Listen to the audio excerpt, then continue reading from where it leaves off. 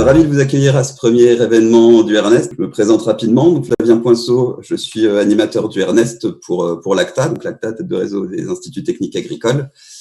ACTA qui est en charge de l'animation, de porter l'animation du réseau depuis maintenant 3 ans.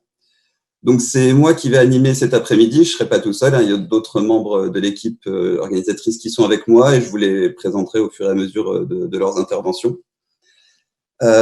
Avant de laisser la parole à nos 2 invités, je veux juste faire un petit point technique. Donc, sur la page web sur laquelle vous vous trouvez, vous avez donc la vidéo et à droite une fenêtre de chat. Donc, pour l'utiliser, il faut s'inscrire en tant que nouvel utilisateur.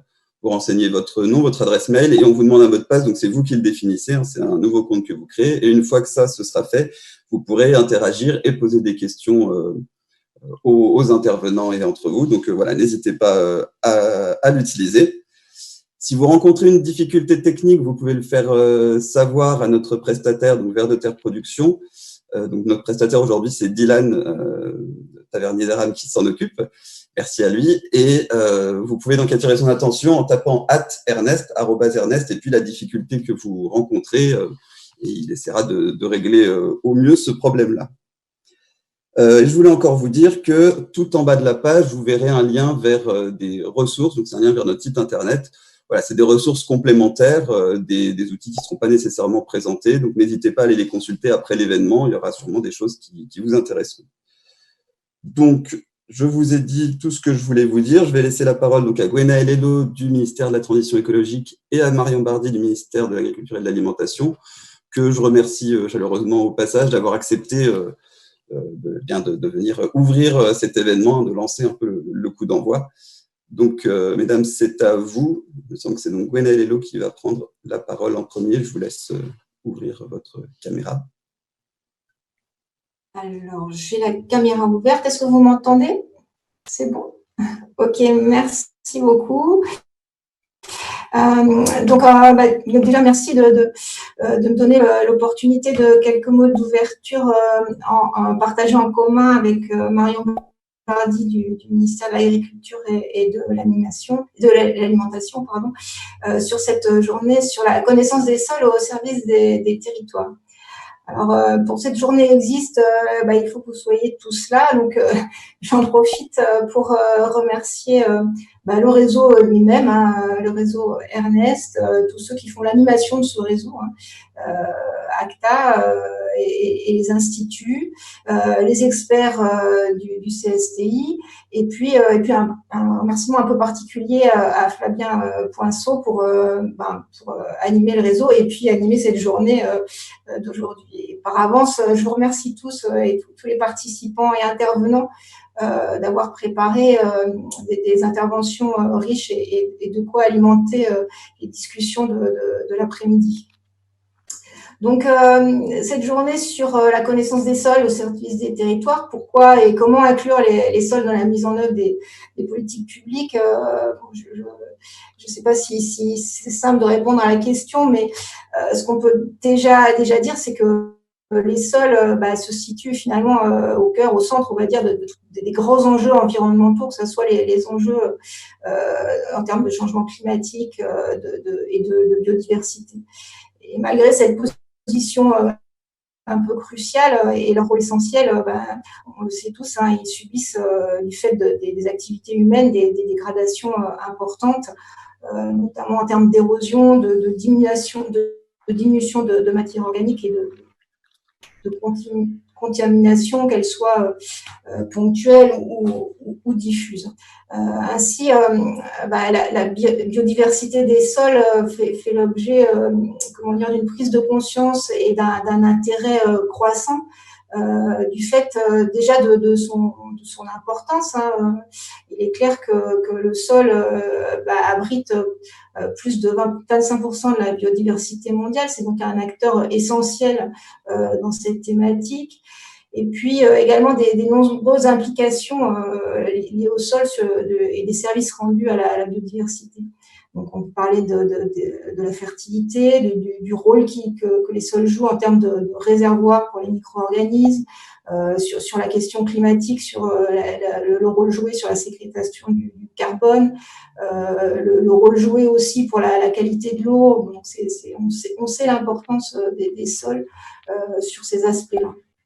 Alors ainsi, le plan biodiversité nationale hein, qui a été lancé, disons, à l'été 2018 maintenant, donc ce plan destiné à renforcer, on va dire, l'action de la France en faveur de la préservation de la biodiversité, également de l'identification et la mobilisation des leviers afin de restaurer la biodiversité là où elle est dégradée, comprend des actions spécifiquement sur les sols et entre autres des actions qui visent les thématiques de l'étalement urbain et de l'artificialisation des sols. Hein. C'est deux sujets qui contribuent à la dégradation et du fonctionnement des écosystèmes et malheureusement à l'érosion de la biodiversité.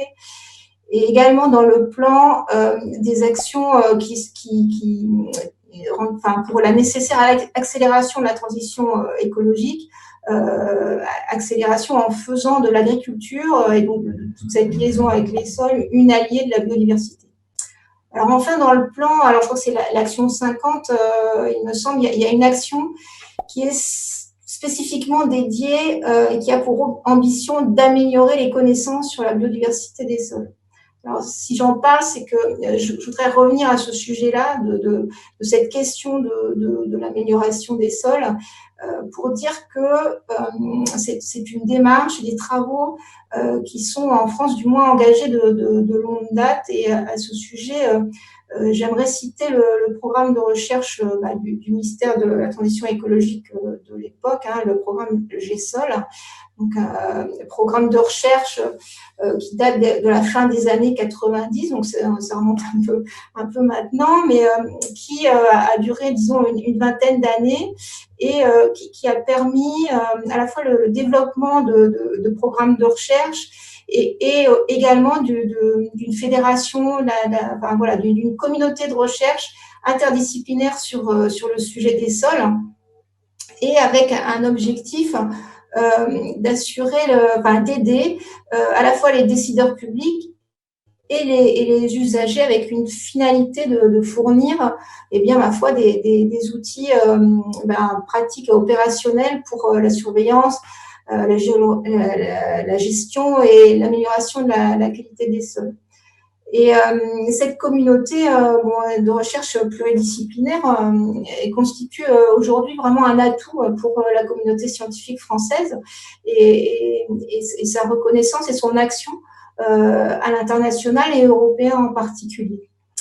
Donc cette démarche et cette préoccupation de recherche, on va dire, interdisciplinaire sur la thématique des sols, et à l'appui des politiques publiques, c'est une démarche qui est vraiment interministérielle, peut-être presque depuis le départ, et qui est vraiment partagée avec le ministère de l'Agriculture et de l'Alimentation et le MESRI. Et à ce sujet, je voudrais l'illustrer au travers de la création du GIS, du GIS Sol, qui a été créé en 2011 afin de se doter d'outils communs pour avoir une cartographie nationale performante et utile et un réseau de mesures de qualité des sols.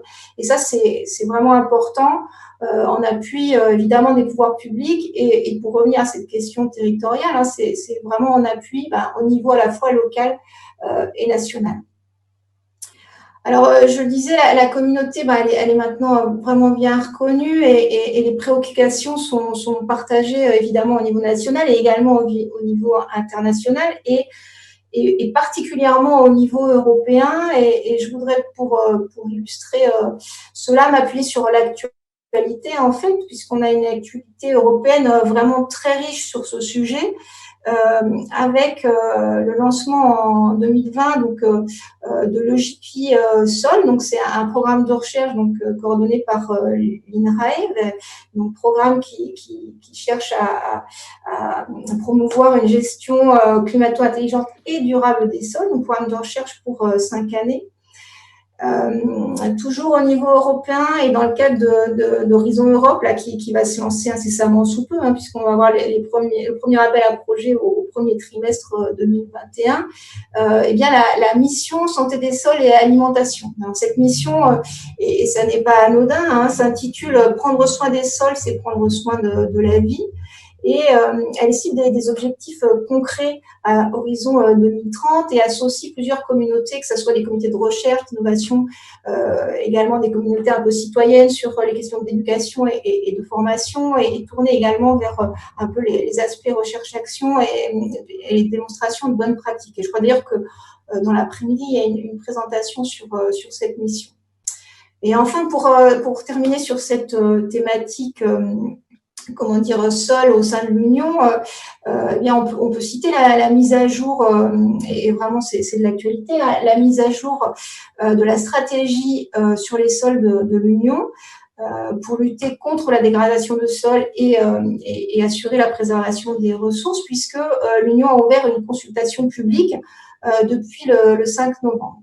Alors, à l'issue de ces travaux, eh bien, une feuille de route sera attendue pour le second trimestre 2021. Alors, pour résumer, ces travaux de mise en commun, on va dire, des acteurs de recherche, des instituts et des ministères, et en alliant plusieurs disciplines, travaux vraiment pluridisciplinaires, sont essentiels pour la stratégie de l'Union sur la biodiversité à l'horizon 2030. Mais sont aussi également essentiels au regard de la communauté nationale. Donc, ça nécessite des échanges nourris et entre chercheurs, ministères et acteurs de la filière, échanges qui permettent d'éclairer, de nourrir les politiques publiques. Et cette journée et la richesse des participants et des intervenants et de leur origine participent de ce fait à cet objectif. Donc, je crois que Marion a maintenant des éléments complémentaires sur ces mots introductifs. Donc, je vais lui passer le flambeau très juste maintenant. Merci beaucoup. Merci Gwenaëlle. Bonjour à tous. Et donc, je suis ravie d'avoir l'occasion de participer à cet événement. Moi, je voulais, après ces propos introductifs un peu généraux sur les politiques relatives au sol, je voulais resituer finalement le réseau Ernest dans tout ça. C'est un réseau qui a été mis en place en 2016 suite à la publication en 2015 d'un certain nombre de rapports assez structurants sur les sols. Un rapport du CESE tout d'abord, un rapport également des conseils généraux des ministères de l'Agriculture et de l'Environnement, et enfin, à la fin de l'année 2015, le rapport de la mission Agriculture Innovation 2025 qui proposait la mise en place du réseau Ernest, en s'appuyant sur les constats que au niveau national, en fait, la recherche académique était plutôt bien structurée et bien identifiée. Comme l'a rappelé Gwenaëlle, c'est notamment dû à la dynamique qui avait été mise en place dans le cadre du programme GESOL. En revanche, le constat avait été fait que les acteurs de la recherche appliquée et du développement étaient peut-être un peu plus dispersés, et également qu'il existait au niveau national un certain nombre de réseaux, mais qui pouvaient être relativement cloisonnés. Alors, le positionnement du réseau Ernest, c'est bien entendu pas de se substituer à ces réseaux existants, mais c'est vraiment de faciliter les décloisonnements, à la fois les décloisonnements entre thématiques et aussi les décloisonnements entre acteurs.